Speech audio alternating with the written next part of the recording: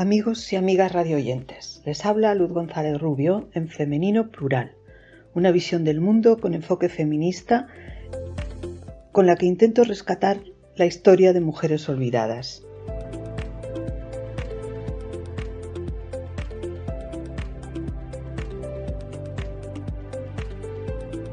Hoy vamos a hablar de María, señora de Haro, también conocida como María la I, ya que tiene una nieta que lleva su mismo nombre, que heredará su título de señora de Haro. María tiene una calle en Bilbao y una escultura en Portugalete, una de las pocas estatuas erigidas a mujeres políticas en la antigüedad. La mayoría de las esculturas femeninas que existen son de reinas, musas o deidades. Hay muy pocas o ninguna mujer real, excepto esta. Otro apelativo que le otorga la historia es el de María la Buena, bien merecido por su labor negociadora y pacificadora en los tiempos revueltos que le tocó vivir. Si bien también pudo haber heredado ese apelativo, junto al señorío de Haro, de su antepasado, Diego López de Haro, al que unos daban el sobrenombre de Bueno, mientras que otros le daban el sobrenombre del Malo. En el pasado también pertenecían al señorío de Haro las tierras de la provincia de Cuenca, que hoy constituyen los pueblos de Carrascosa de Haro, Fuentelespino de Haro, Rada de Haro, Villar de la Encina y Villascusa de Haro, hasta que pasaron a pertenecer a la Orden de Santiago, antes de que María, la condesa de Haro, naciera. Pero a pesar de esta distancia temporal, me parece interesante traer a cuento la memoria de esta mujer, por el hecho de ser tan pocos los nombres femeninos en la historia de nuestros pueblos.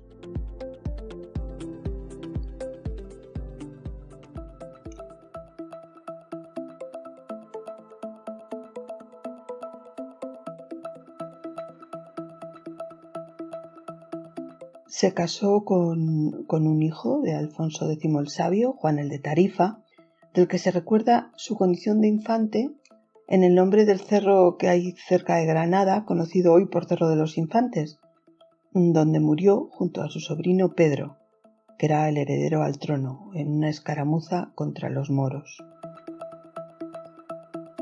Al año de haberse celebrado la boda, su marido, Juan el de Tarifa, fue hecho prisionero a causa de su participación en los sucesos de Alfaro, de los que hablaremos más adelante. María, por tanto, estaba emparentada con los reyes de Castilla por el matrimonio con Juan el de Tarifa, además de por otros lazos de sangre, porque era prima de María de Molina, la que sería regente de Castilla durante las minorías de Fernando IV y de su nieto, Alfonso XI o Onceno, como se le conocen en los documentos. Este parentesco le fue muy útil en su actividad negociadora para mantener su señorío, el señorío de Vizcaya, frente a otros parientes que intentaron quitárselo. Y finalmente pudo transmitírselo a esta nieta homónima de la que ya hemos hablado. En tiempos de María, las tierras del señorío de Haro, las de la provincia de Cuenca, ya como hemos dicho, habían pasado a pertenecer a la Orden de Santiago, pero le quedaban las ricas tierras de la comarca de Haro, en La Rioja y de Vizcaya, el señorío de Vizcaya. María fue la 10ª señora de este señorío de Vizcaya, primera mujer que detenta este título, no sin grandes dificultades y con numerosos enemigos a los que tuvo que hacer frente. En una escala diferente actúa de manera parecida a la reina María de Molina, porque ambas mujeres detentan el poder solas, la una frente al de un reino y la otra pues al de un señorío. Las dos gobernaron a través de alianzas y acuerdos que evitaron confrontaciones bélicas y consiguieron transmitir estas herencias que obtuvieron a sus herederos.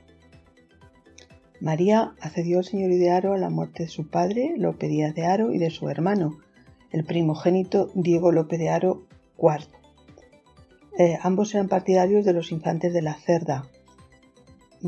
Estos eran los hijos del primogénito de Alfonso X, Fernando de la Cerda, a quien su padre, el rey Sabio, había nombrado su sustituto mientras estuviera ausente de Castilla por asuntos de su aspiración al imperio, lo que se conoce como los hechos del imperio.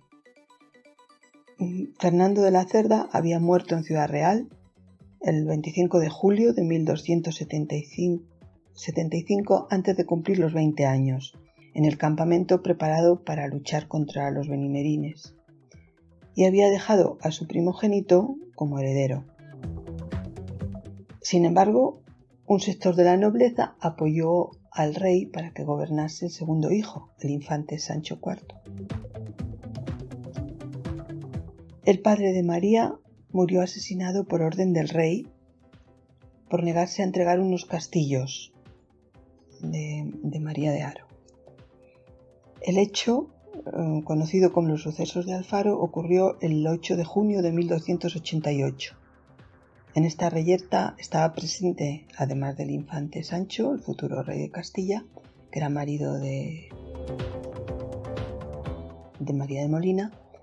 Estaba presente Juan, el de Tarifa, el marido de su prima, de la que estamos hablando, María de Haro, que fue hecho prisionero por tales sucesos.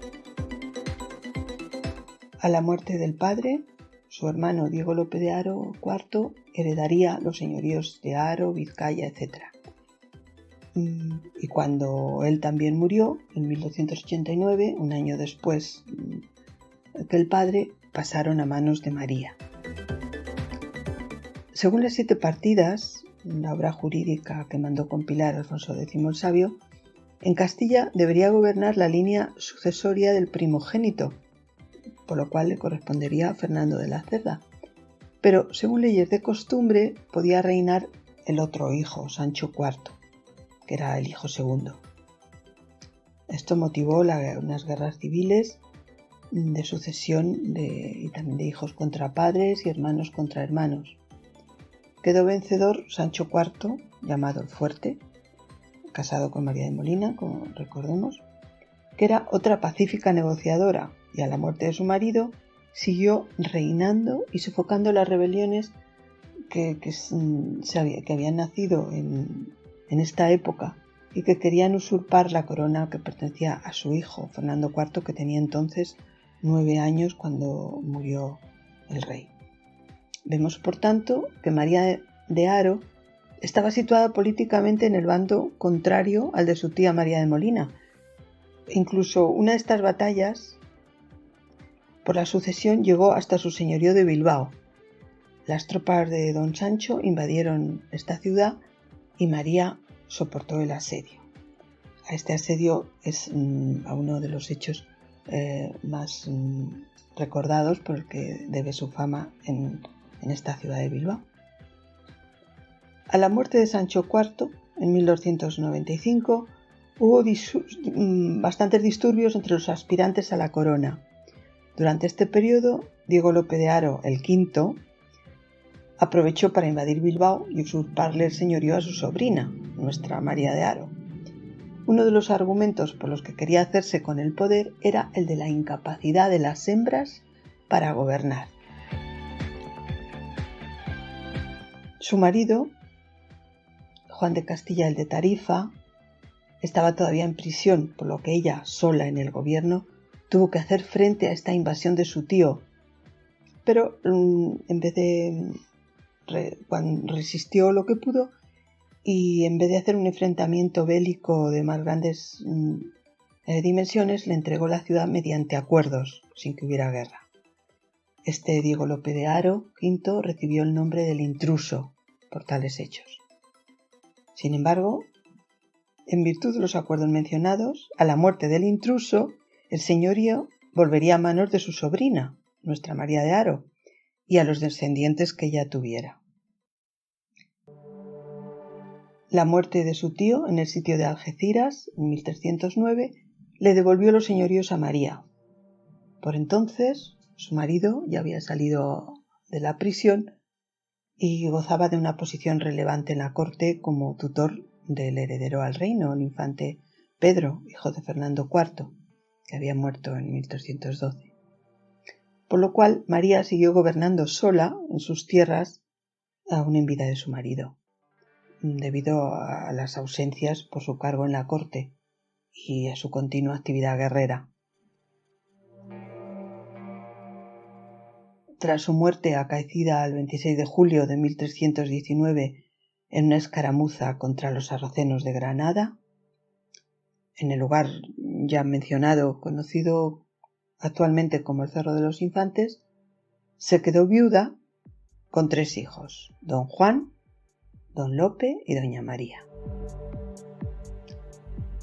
A la mayoría de edad de su primogénito, don Juan, le legó el señorío y se retiró al monasterio de Perales. Sin embargo, tuvo que salir y hacerse cargo otra vez del gobierno a la muerte de este hijo suyo, asesinado por orden del rey Alfonso X en 1326 en Toro. Juan el Tuerto, que así se llamaba este hijo suyo, en un primer matrimonio con Isabel de Portugal, había tenido una hija que se llamó María, como su abuela, y a esta nieta homónima le dejaría la herencia en 1334 para retirarse de nuevo al monasterio de Perales, donde murió con más de 70 años, que era una edad bastante longeva para su época, el 3 de octubre de 1342. La estatua que le erigieron a María en Vizcaya, de pie, con unos documentos en la mano, tiene un doble significado. Por un lado, él significa o alude a los fueros que otorgó a varias ciudades de su señorío, Bilbao y Portugalete, en 1322, Lequeitio en 1325, Ondarroa 1327. Pero por otro lado, simboliza su capacidad negociadora que evitó la guerra varias veces. Entre otras, cuando los sucesores de su tío el intruso intentaron por todos los medios apoderarse del señorío. María contó con la alianza de su tía, la reina María de Molina, en algunas ocasiones, y permaneció al frente de su heredad hasta que le sucedió su hijo primogénito, Juan el Tuerto, apodado así por la pérdida de un ojo en sus luchas de frontera.